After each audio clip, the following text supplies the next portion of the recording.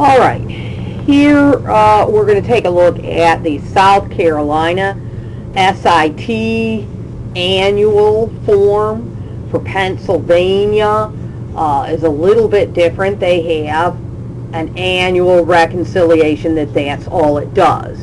They have other forms that you had to fill out along the way, and then they have one annual reconciliation.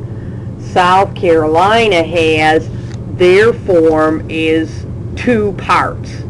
Okay, the top part is this fourth quarter, which includes October, November, December, and that part is just like the other quarterly form that you did, which is the WH 1605. You've done that for the first three quarters. Now you're doing the WH 1606 for the end of the fourth quarter. And so the first top part is exactly like the WH 1605. So what we're going to talk about now is this bottom part, the annual South Carolina State Reconciliation information. Okay? And here is where you have line 7, recap of South Carolina tax withheld by quarter. So here you're going to put the amount of SIT that you withheld January through March, April through June, July through September, and October through December. Of course, the October through December is right up here. That number's right there. So to fill out these other three numbers, you're going to have to pull out your other three-quarter WH 1605s to see what those three numbers were. On your project, the Pennsylvania annual reconciliation also asks by quarter what was the SIT withheld, and the project gives you that information for the first three quarters so that you'll have it to write on there, and then you'll take this fourth quarter information from what you did on the project. Line 8, total South Carolina state income tax withheld from all quarters reported from the W-2s. So all your W-2s have an SIT box showing the amount that was withheld. If I add all of those up, then that's the total that's going to go on line 8.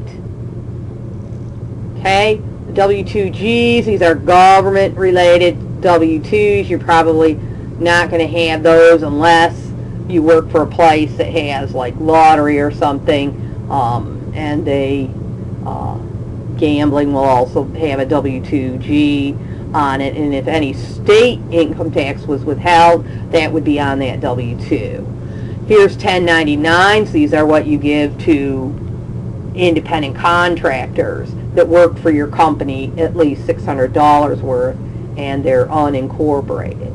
And so if any of those you had withheld state income tax from those because they had perhaps requested you to do so, then the total that you withheld on those would be sitting there as well. And so the grand total of all the SIT that you withheld on these annual documents that had to go to the IRS, that total SIT is on line 8. Obviously, it says line 8 should equal the total of line 7. So if I add up these four quarters from your quarterly filings to the state, that should equal the same as the total SIT that was on the W-2s, etc. Okay? If it doesn't, you've got a mistake somewhere. You need to find the mistake and correct it. Maybe the mistake is on somebody's W-2. Maybe the mistake is on one of these quarterly filings, and you have to go back and amend that quarterly filing.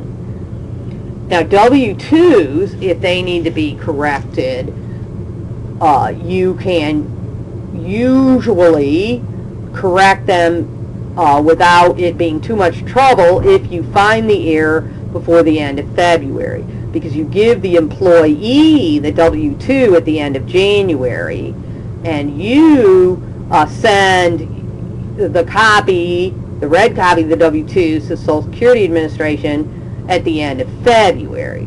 So there's a whole month there that the employee or yourself can find a mistake and just make another W-2. And so then the IRS, the Social Security Administration, never knows or cares whatever mistake you made.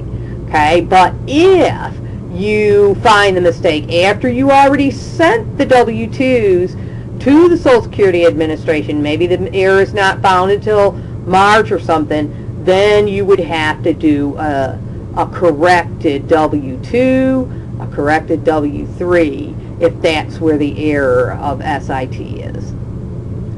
Line 9, total South Carolina income from W-2s, etc. So this would be the state wages, and that goes along the bottom of the W-2. It shows how much of the wages is taxable for the state. Now, for South Carolina, the income, the wages that's taxable for South Carolina is the same as the wages that are taxable for the federal. And so box 1 of your W-2s is going to be the same as box 16 of your W-2s. But for Pennsylvania, for your project, Pennsylvania is a little bit different. And so the wages that go in box 16 on the W-2 is not the same as box 1. And it's box 16 that this would be asking you for. It wants you to add all the box 16s together of the W-2s, plus any wages or whatever, winnings, whatever, from the W-2Gs and the 1099s. Okay, and you would add those income amounts up, and that would go on line 9. Line 10, how many W-2s, W-2Gs, and 1099s did you make? Okay, and you either submitted them hard copy with a WH-1612, or you went online through SCBOS, SCBOS, okay, and did your W-2s there. So it's asking how many W-2s did you do, and that is also on the Pennsylvania reconciliation as well. Then there's a place for you to say yes. The South Carolina Department of Revenue can discuss this with somebody, and you say yes or no, and that person's name and phone number.